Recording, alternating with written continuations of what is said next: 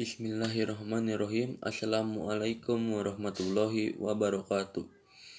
Pertama-tama dan yang paling utama, marilah kita panjatkan puji dan syukur kehadirat Allah Subhanahu wa taala yang mana pada saat ini kita dapat dipertemukan kembali dengan bulan suci Ramadan tahun 1441 Hijriah dalam keadaan sehat walafiat walaupun saat ini dalam situasi adanya virus corona. Di sini saya akan menceritakan tentang kisah Ali bin Abi Thalib. Ali bin Abi Thalib lahir pada tanggal 23 Rajab tahun 23 sebelum Hijriah. Keturunan Bani Hashim yang sejak kecil diasuh oleh Sayyidatu Khadijah yang merupakan salah seorang sahabat Rasulullah Shallallahu Alaihi Wasallam yang memeluk agama Islam di usianya yang masih dini, yang termasuk ke dalam as-sabiqunal awwalun.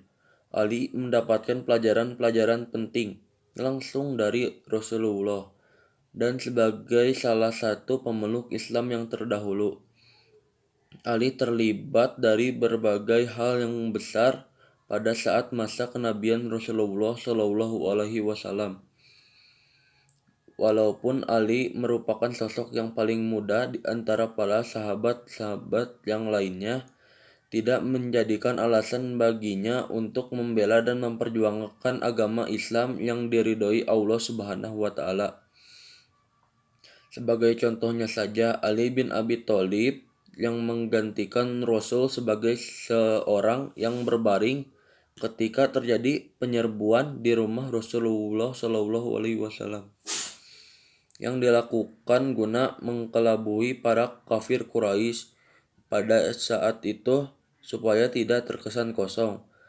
Yang pada saat itu Rasul berdiam diri di Goa Sur selama 3 hari bersama Abu Bakar. Sebelum masa hijrahnya Rasulullah Shallallahu Alaihi Wasallam, Ali juga mengikuti segala perang yang terjadi pada masa kenabian Rasul, kecuali perang Tabuk. Ali berperan sebagai pengusung panji dan sebagai sekretaris atau pembawa pesan Rasul. Ali juga pernah diamanatkan untuk menjadi pemimpin perang pada perang Khaybar. Dalam hidupnya, Ali menikahi salah seorang perempuan yang mulia, putri Rasulullah, yakni Fatimah Az-Zahra, yang pada awalnya nasabnya Ali merupakan sepupu dari Rasulullah Shallallahu Alaihi Wasallam, dan dengan pernikahan ini menjadikan Ali sebagai menantu beliau. Selepasnya masa yang pertama yakni masa kenabian, berdirilah khalifah-khalifah ala minhajli an-nubuwah yang sering dikenal sebagai masa Khulafaur Rasyidin. Setelah berdiri dan meninggalnya 3 khalifah pertama, Abu Bakar, Umar, dan Utsman, dipilihlah Ali sebagai penerus kekhalifahan selanjutnya.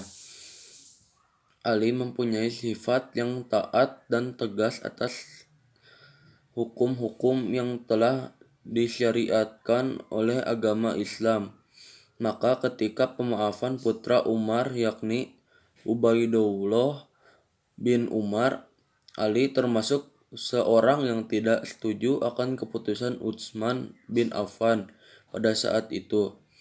Yang di mata Ali ialah qisas karena hukum bagi yang membunuh orang yang tidak salah, yang seharusnya apabila terjadi hukum qisas harus diberikan hakim atau pengadilan bertindak sendiri, yang pada mulanya sebelum Ali dibayat sebagai khalifah di masa setelah terbunuhnya Utsman pada saat pengepungan wilayah kediamannya, umat muslim mengalami vacuum of power, dan pada saat itulah terjadi pergolakan. Kemudian ketika terbunuhnya Utsman, tidak ada persiapan untuk pemilihan kekhalifahan selanjutnya, tapi ada kandidatnya yakni Talhah, Zubair, dan Ali. Namun akhirnya ditunjukkan kepemimpinan ini kepada Ali bin Abi Thalib. yang dimana para keluarga dari Utsman bin Affan menuntut kepada Ali yang mana harus menyelesaikan permasalahan atau tragedi pembunuhan Utsman sebelum dibayat. Dalam kepemimpinannya, Ali mengirim Sahul ke Syria untuk menjadi gubernur di Syria sana dan menggantikan kedudukan Muawiyah di sana, sedang di sisi lain, Muawiyah tidak berbayat kepada Ali sebelum Ali menyelesaikan kasus pembunuhan Utsman bin Affan.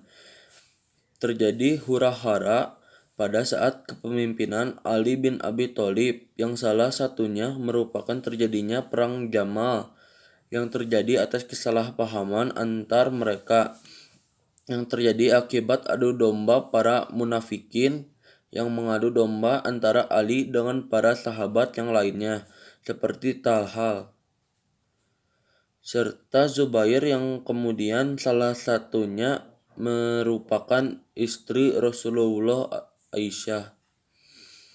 Perang ini merupakan benarnya sebuah kabar yang pernah dikabarkan oleh Rasulullah pada saat itu, yang apabila tidak terjadi, maka dustalah Rasulullah yang dikabarkan oleh Rasulullah kepada orang-orang yang bersangkutan akan perang ini, misal kepada Ali serta Zubair. Dalam perang ini, gugur dua sahabat yakni Zubair dan Talha yang terjadi akibat kesalahpahaman yang dipicu oleh Khawarij, dan yang membunuh mereka bukanlah sahabat sendiri melainkan para Khawarij itu.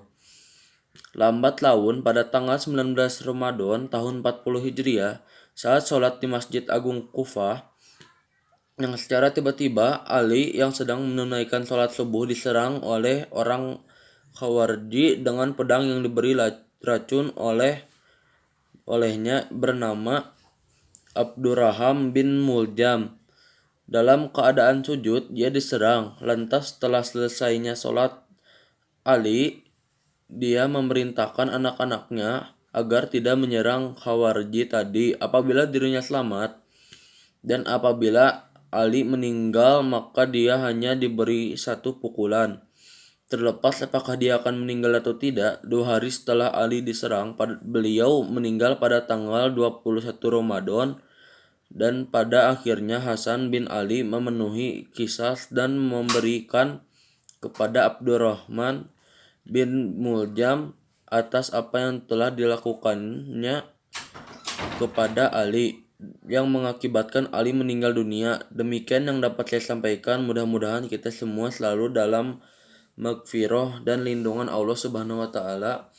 Billahi taufiq wal hidayah. Wassalamualaikum warahmatullahi wabarakatuh.